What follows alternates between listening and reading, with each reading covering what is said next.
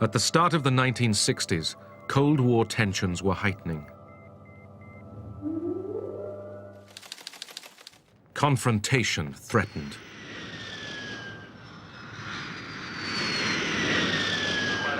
The two superpowers watched and waited, preparing for a nuclear holocaust. The world's safety depended on mutual assured destruction, the threat of mutual suicide that came to be known as MAD. It's not MAD. Mutual assured destruction is the foundation of deterrence.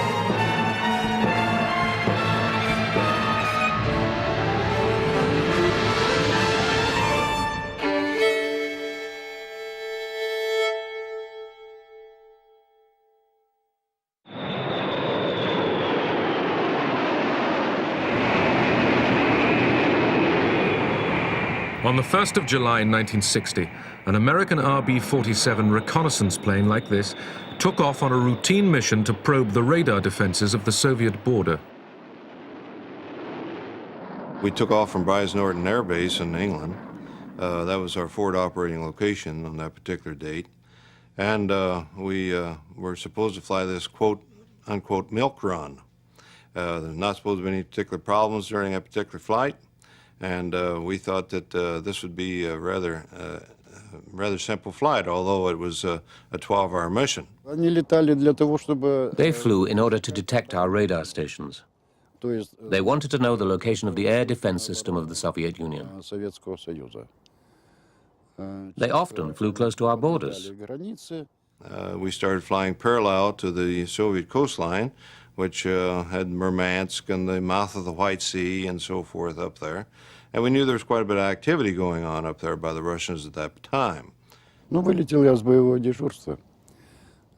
I was on combat duty to intercept, and I flew up to find the enemy. I was guided from the ground. When I saw the enemy plane, I identified it and radioed my base. The co-pilot said, check, check, check, right wing. And the aircraft commander, Major Palm, said, where the hell did that guy come from? I signaled the plane to follow me. He wouldn't obey. I radioed my base and asked what I should do. An order came back, destroy it. I opened fire, and the plane started to burn. As the MiG fighters returned to base, John McCone and co-pilot Bruce Olmsted parachuted to safety and imprisonment in Moscow's Lubyanka prison. The 4 other Americans on board had died in midair.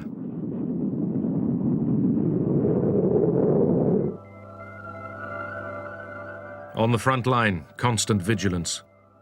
War, if it came, would soon go nuclear.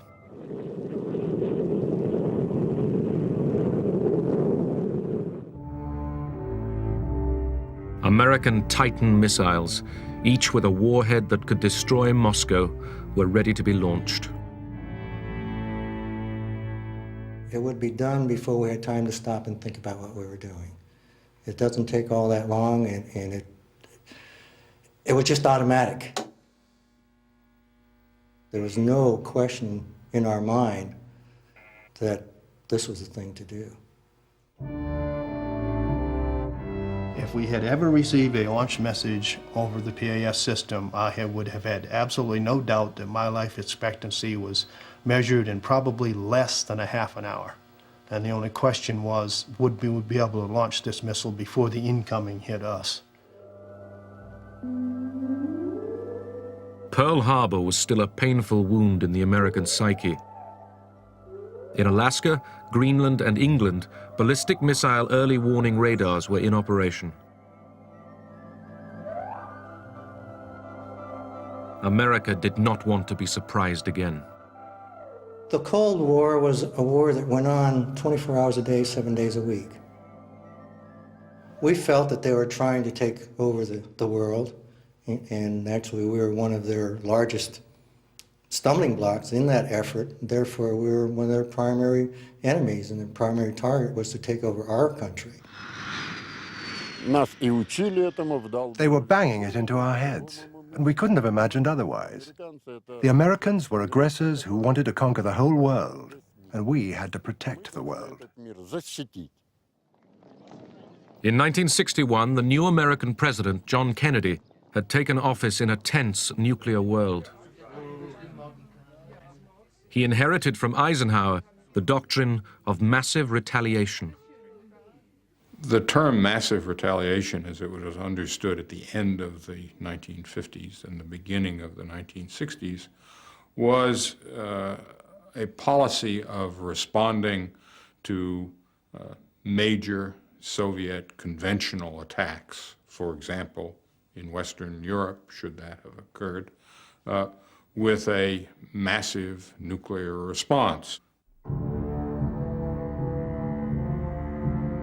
Massive retaliation had been conceived at a time of clear American superiority. Now, the Russians were trying to catch up.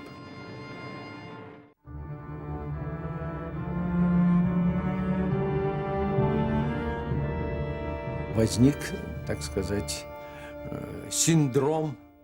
There was a syndrome to catch up and overtake, to try and show everyone that we weren't far behind the Americans, that we too had nuclear weapons. There were those who said that we can only prevent a nuclear war if we oppose world imperialism with a force of similar strength.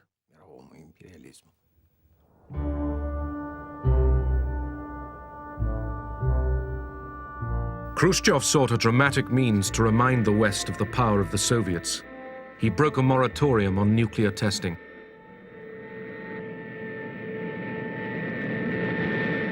October the 30th, 1961. A Russian bomber crew were preparing to drop the largest bomb the world had ever seen.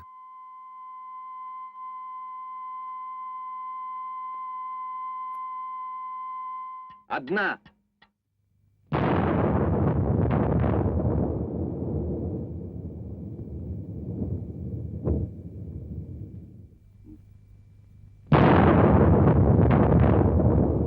The explosion was the equivalent of more than 50 million tons of TNT, more than all the explosives used in World War II.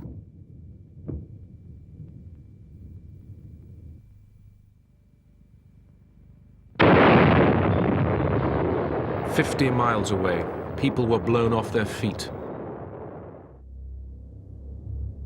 Khrushchev said he wanted the bomb to hang like the sword of Damocles over the imperialists' heads. Kennedy took up the challenge. In view of the Soviet action, it will be the policy of the United States to proceed in developing nuclear weapons to maintain this superior capability for the defense of the free world against any aggressor. To Kennedy's anger, the super bomb was just one of a series of Soviet nuclear tests.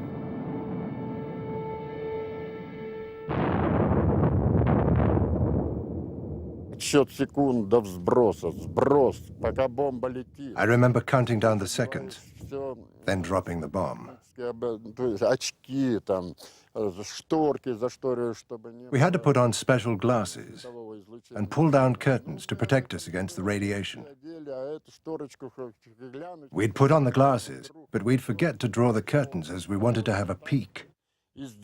Suddenly, there'd be something like a rising sun. The clouds disperse, and you see a beautiful, beautiful picture, like in a fairy tale. A mushroom growing up and up. It's on top of you, and you're going underneath. The instruments measuring the level of radiation went right off the scale. But of course, we forgot about that. Then suddenly there is a huge blow as the shock wave hits the plane. all the controls go crazy, and you have to grab the joystick and quickly try and get it under control. The plane was thrown from side to side.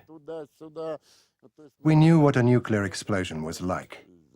It became obvious that the Russians there was no containing them. They were shooting not just this big bomb, but lots and lots of them.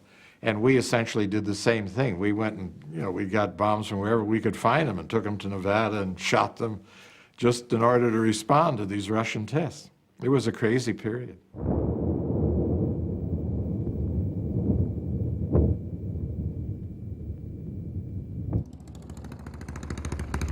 In the West, public opinion was turning against the arms buildup and the testing of the bomb.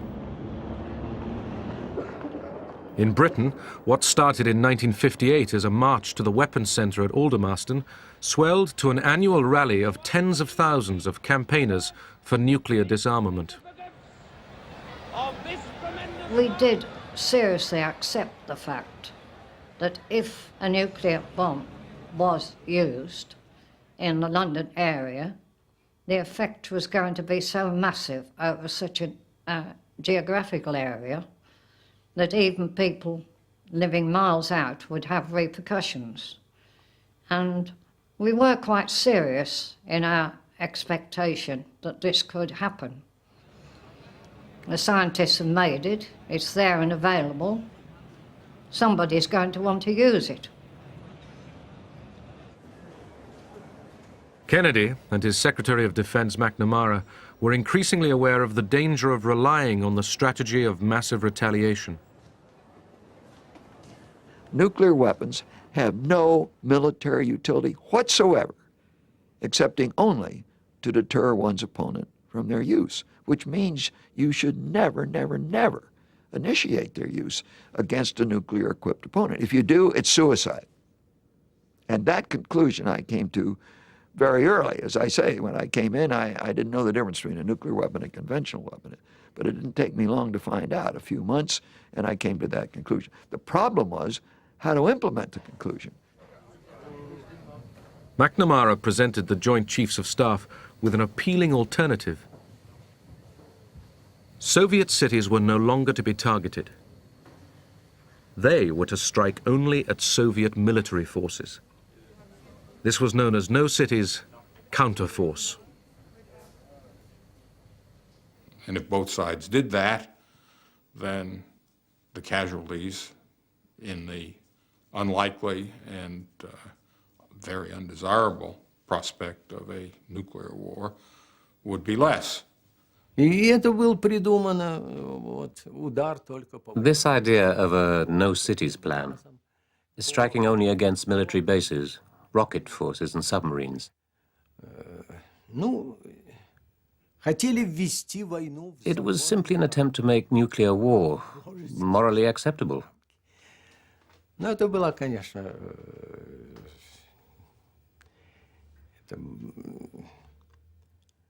was an attempt to deceive oneself. The Russians weren't the only skeptics. The head of the Strategic Air Command, General Power, was briefed on counterforce by one of McNamara's assistants. General Power insisted that the only way to deal with these barbarians was to blow them all up. And I said, but who's going to win that? And he said, I would be satisfied if there were just 2 Americans left and 1 Russian. That would be, we would have won. And I said, well, there'd better be one of them a woman. October 1962.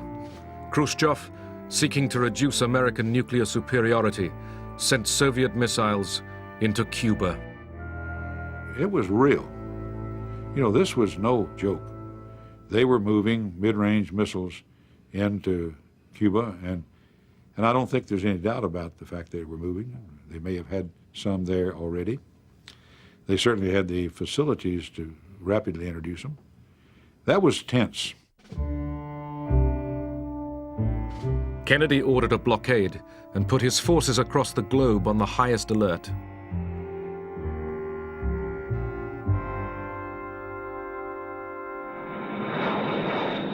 B-52s loaded with hydrogen bombs were ready for war.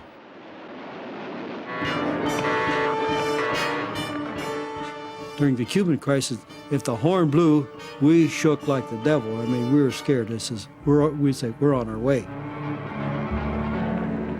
So we simply ran to that airplane and fired up the ground carts to get power to the airplane and air to start the engine. And we cranked those engines as fast as we could, and we would listen for a message from Strategic Air Command to give us instructions on what type of exercise it was, if it was a practice or if it was a real thing. You know, you literally swallowed because you didn't know what it was going to be. Confronted by Kennedy's nuclear superiority, Khrushchev turned the missile ships back. Both Khrushchev's government and Kennedy's government proved to be wise enough to find their way out of this situation. The Cuban Missile Crisis was very important. It showed just how close to the edge of the nuclear precipice the world was standing. Moscow and Washington realized that direct communication between the two capitals must be improved.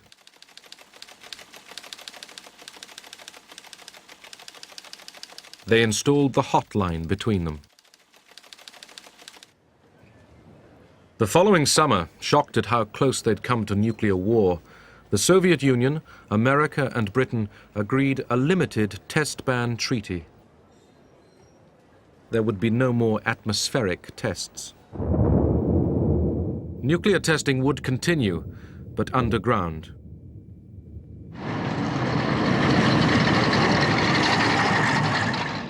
In Russia, the Kremlin had learned a lesson.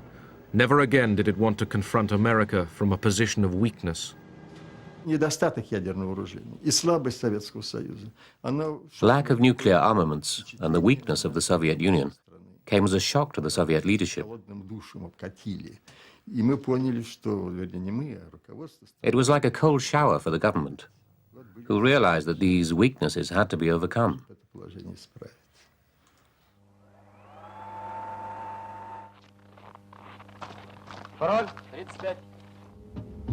The Soviet Union built up their nuclear forces. They added hundreds of missiles to their arsenal.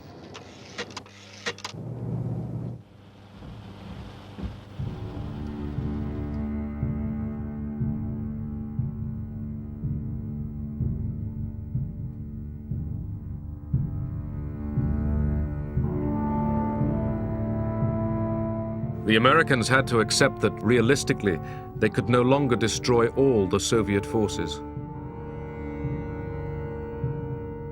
It became clear that if you said that your main approach was going to be to target the other side's military capability, what would happen is that those targets would proliferate to the point where there would be no limit to the amount that you would spend on strategic forces. The military on both sides accepted that they could no longer protect their own country from destruction. The superpowers had discovered they had one thing in common, an interest in avoiding nuclear war. It is an ironic but accurate fact that the two strongest powers are the two in the most danger of devastation. All we have built, all we have worked for, would be destroyed in the first 24 hours. And even in the Cold War, which brings burdens and dangers to so many countries, including this nation's closest allies, our two countries bear the heaviest burdens. For we are both devoting massive sums of money to weapons that could be better devoted to combat ignorance, poverty, and disease.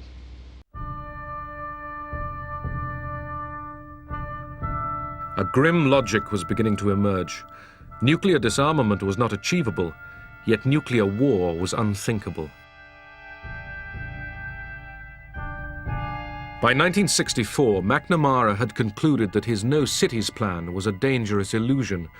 War would only be avoided, he now thought, by the threat of mutual suicide.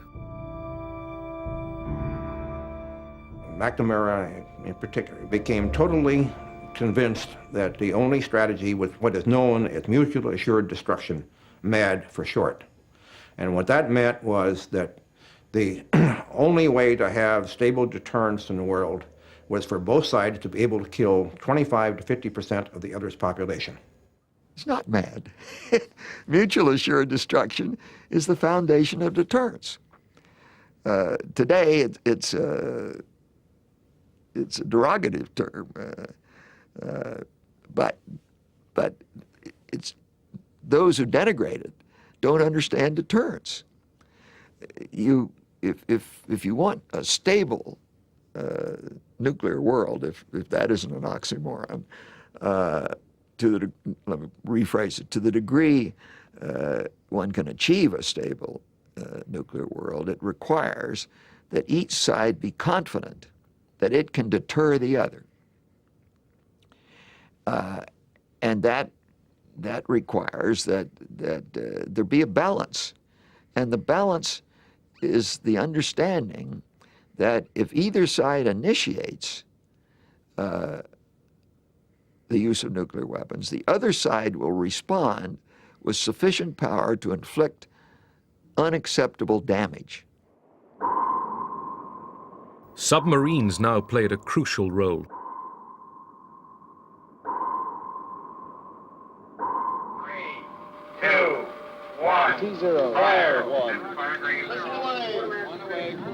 For MAD to succeed, each side needed to be able to retaliate even after it had suffered a surprise attack. The Polaris system to begin with was really a city killer. It was an extremely survivable, assured destruction capability that the Soviets knew they could not destroy, and knew that if they conducted a first strike, that system would someday be available to retaliate. It might take some time to get the message to them from a destroyed national headquarters, but someday the warheads would come raining in, and they would pay the price. I don't think there would have been any hesitation on the part of any commanding officer to launch. Did we think about what was back home? Sure we did. But you didn't let that control your actions. Time to think about that after you've done your duty. The fact that very tense people were close to nuclear weapons, ready to use those weapons, presented a huge danger to the world.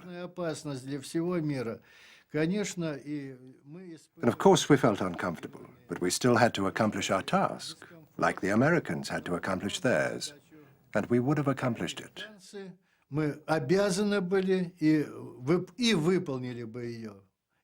What would it have ended in? It would have had very sad consequences for the world. I thought from the beginning it was morally bankrupt, decrepit, morally I just do not accept war, that the primary objective of the war is to kill people. Primary objective of war is to win the bloody thing with as few losses to, first of all, to your own side, and second to the other side. Always you want to minimize losses on both sides, but first of all yourself. But you want to win the thing and get it over as soon as possible. If the first day had involved attacks on cities, then it would have been just unbelievably catastrophic. Tens of millions of deaths and enormous destruction. Even one thermonuclear weapon on a large city would be destructive on an almost unimaginable and unprecedented scale. World War II killed 50 million people, but it didn't do it in one day.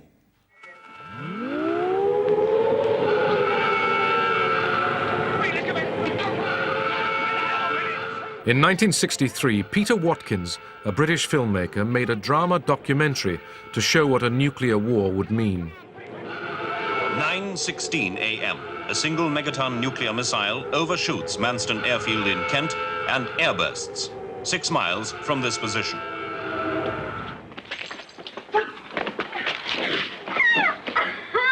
At this distance, the heat wave is sufficient to cause melting of the upturned eyeball, third-degree burning of the skin, and ignition of furniture.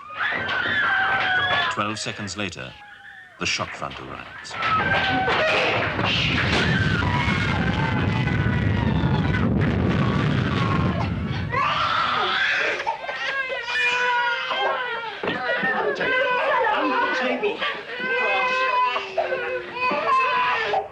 blast wave from a thermonuclear explosion has been likened to an enormous door slamming in the depths of hell.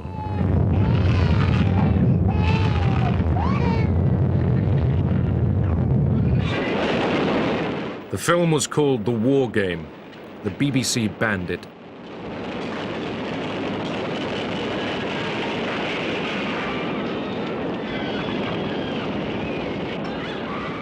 It wasn't seen on television for 20 years.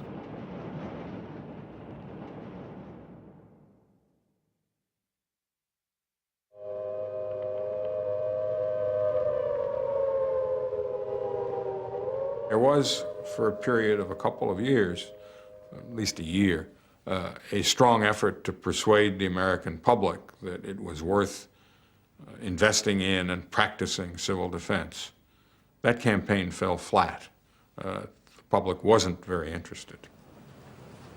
I think the public concluded that if a thermonuclear war were to take place, civil defense, although it might preserve some lives, would not preserve most lives, and what came afterwards would have made life not worth living. Whether you're sitting in your desk next to the window or standing in the elevator shaft, it wouldn't be of any great significance if the bomb were dropped in this area within a radius of 25 miles. I assume you're supposed to go to a shelter, but in a city like New York, there's not much chance that a person would survive if there was an attack or something. In the case of a real attack, nobody would know what to do, I'm quite sure.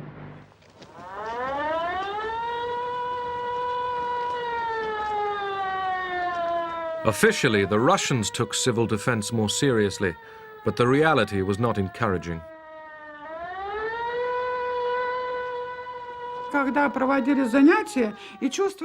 When people began to realize how dangerous these weapons were, they used to joke that if a nuclear bomb was dropped nearby, all there'd be left to do was to cover yourself with a white bedsheet and crawl to the cemetery. If you could make it to the cemetery, that is. The leaders were guided by the idea that, as there might not be a nuclear war, why spend money which we were so short of? On the other hand, if there was a war, civil defense would not help.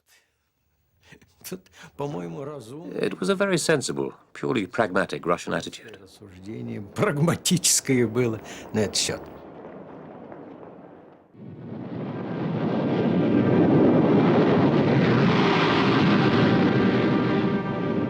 Even short of total war, deterrence carried its own dangers. In 1966, over the coast of Spain, a B-52 was due to attempt a routine refueling mid-air from a tanker.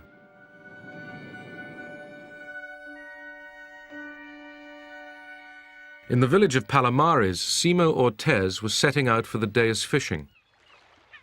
I was fishing opposite Villaricos, and the planes were flying overhead. We always used to watch the planes. There were two B-52s refueling, and the ones at the back must have brushed against each other, and the planes exploded. I remember all this fire in the air and pieces of aeroplane falling to the ground. I remember all the neighbors running to the place where the smoke came from. We thought that what had fallen there was still burning.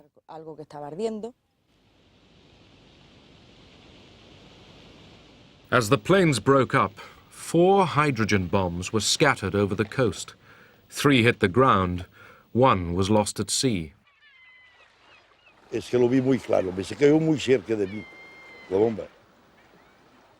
saw it very clearly. The bomb fell into the sea, very close to me. And then I saw how much interest the Americans showed. The whole Sixth Fleet came. There were 5,000 soldiers living on land in tents. Generals, colonels, so many important people from North America. The American fleet searched the ocean for the missing bomb. Those on dry land had different problems. When the bombs hit the ground, safety devices prevented a thermonuclear explosion. But the conventional high explosives used to trigger a nuclear blast had gone off, scattering radioactive plutonium.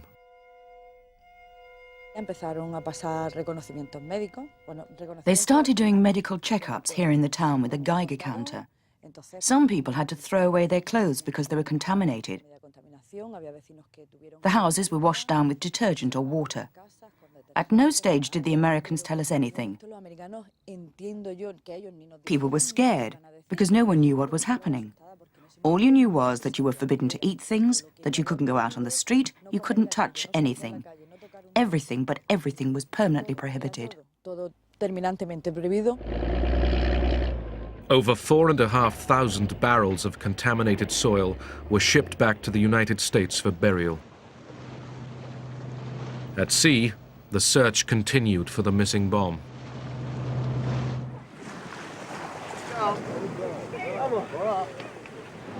The Spanish feared that the Mediterranean was contaminated.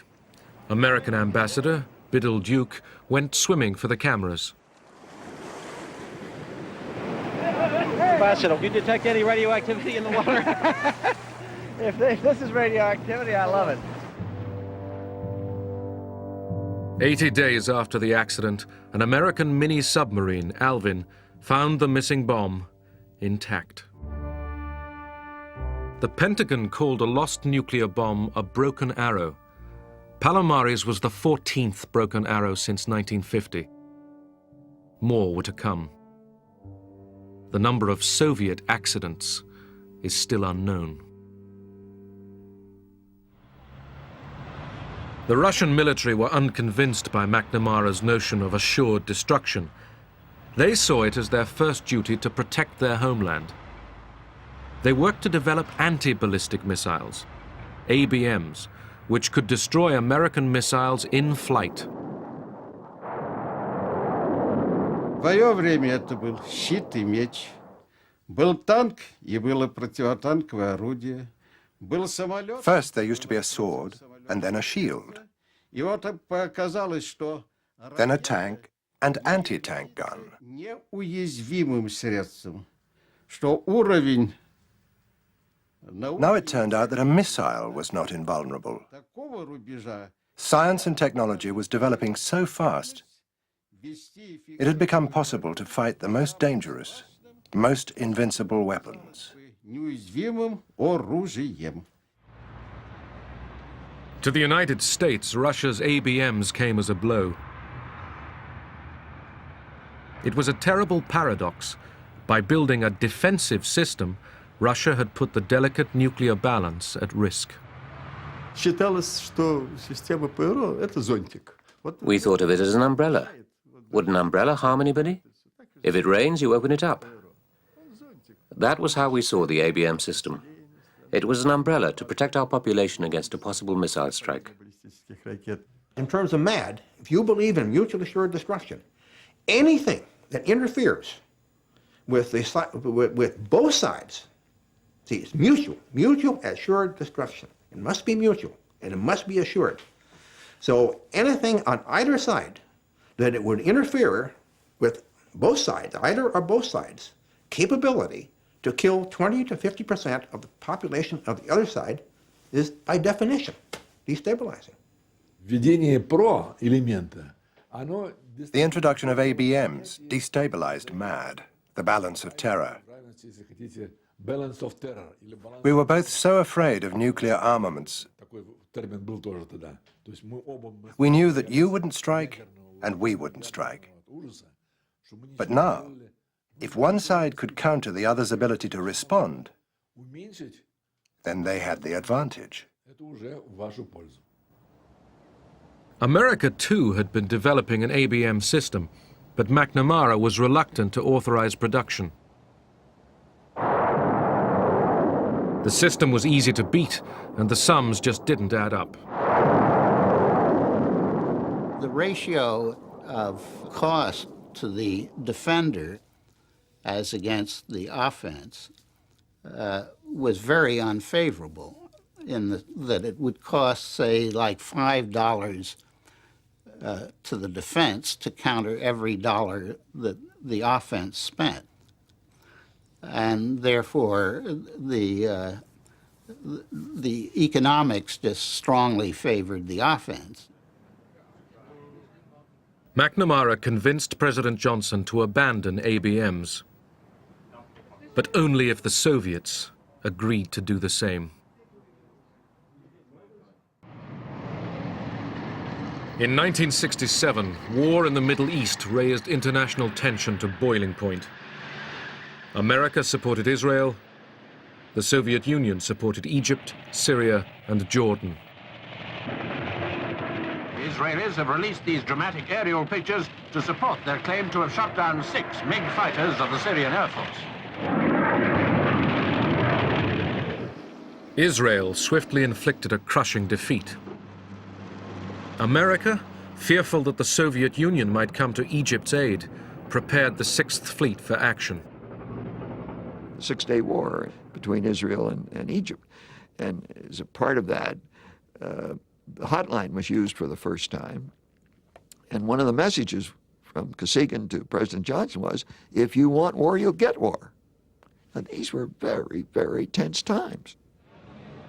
To reduce the tension, President Johnson and Soviet Premier Kosygin agreed to meet at Glassboro, New Jersey. In spite of the Middle East crisis, ABMs were high on their agenda. The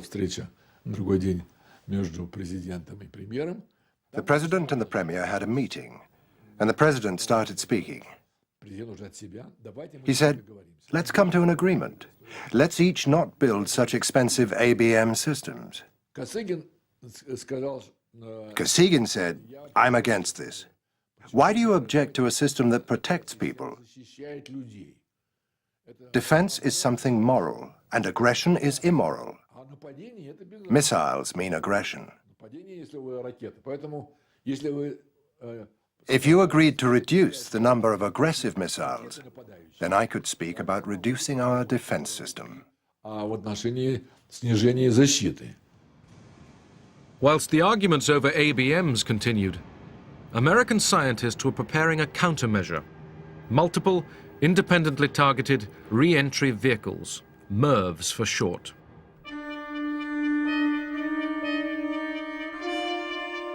One single missile could now carry 10 separate warheads, each capable of destroying a city. Once you got into the MIRV era, the problem of strategic defense became infinitely more complicated, infinitely more expensive, because you had to devise ways of going after a multiplicity of warheads and all kinds of junk that would be put into the atmosphere to mislead the defense. Одной противоракетой можно поразить по существу одну баллистическую... One anti-ballistic missile is enough to shoot down one ballistic missile.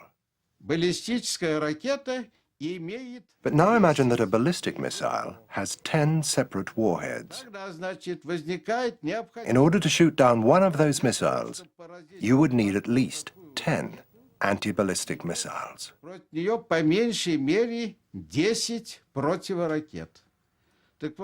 Here are two figures for you to compare. The United States of America had on their land-based launching sites alone 1,054 ballistic missiles. To counter that, we would have needed over 10,000 anti-ballistic missiles. That would be madness. Это безумие.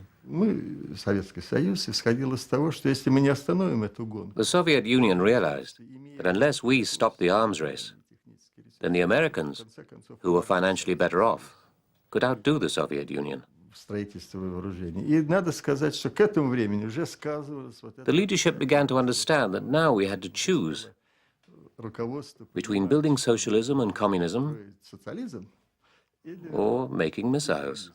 Или, значит, делать ракеты.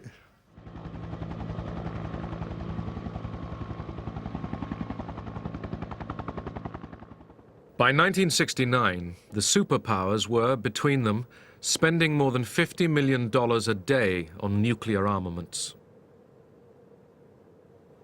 It was a burden both sides were finding intolerable.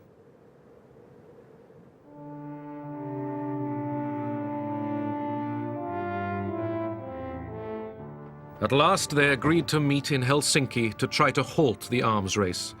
The negotiations came to be known as SALT. Well, SALT stands for Strategic Arms Limitations Talks. It was an effort, in the light of later events, a rather modest effort to try and put some kind of a cap on the accumulation of strategic delivery systems. The bargaining was not going to be easy. Как в омут, вот закрывали глаза и ныряли. It was like diving into a swamp with your eyes closed. There were a lot of doubts and difficulties in organizing these things, particularly because before going to the talks, the members of the delegation were called up by Brezhnev and very seriously warned not to say too much. He reminded them that the KGB was listening and the Lubyanka prison was watching. The Soviets were far more hesitant about doing anything that might involve some sort of intrusion into their society, because inevitably anything to do with real arms control would involve inspection, verification, and so on and so forth. And this, for the Soviets, remained anathema. Negotiations dragged on throughout 1970 and 1971, as each side tried to come to terms with the other's philosophy. The Soviets really had it in their gut, in the marrow of their bone, this right, this inherent right of a nation to defend itself. And there wasn't really any argument in those days, early days, of a technical nature, of a strategic, analytical nature. It was just the God-given, they wouldn't have said God, right of a nation to defend itself. Советский Союз был как бы голый, окруженный вокруг. The Soviet Union felt naked, unprotected, surrounded everywhere by American nuclear forces.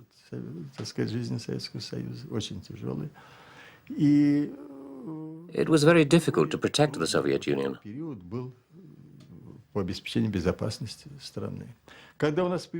When we had developed our own ballistic missiles, although we had very few, we realized that it had acted as a counterbalance.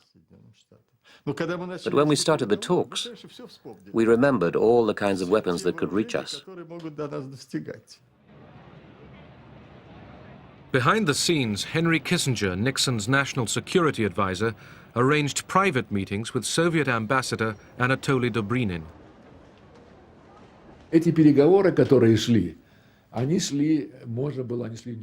These meetings made it possible to introduce corrections or amendments without losing face.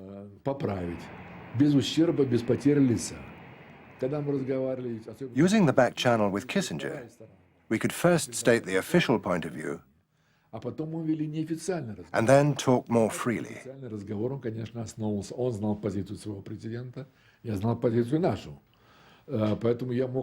I would say, Henry, mind you, or you should realize.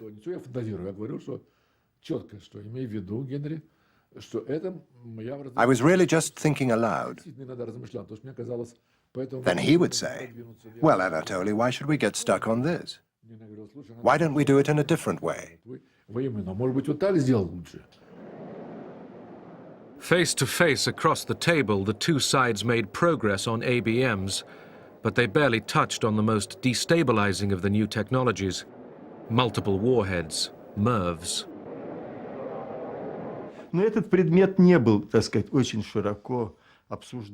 The subject was not really discussed, because by then the Americans already had this technology, and Russia didn't. We believed that we should have it too.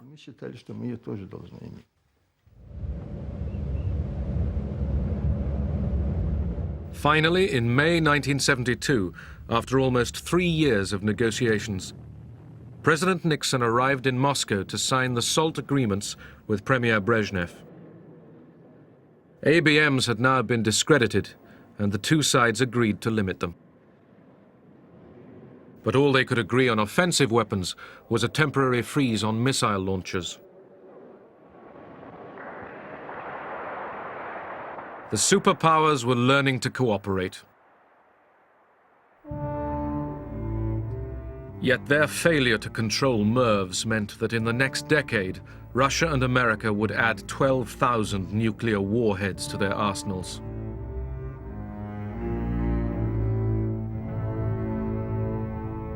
Preparations for global annihilation continued.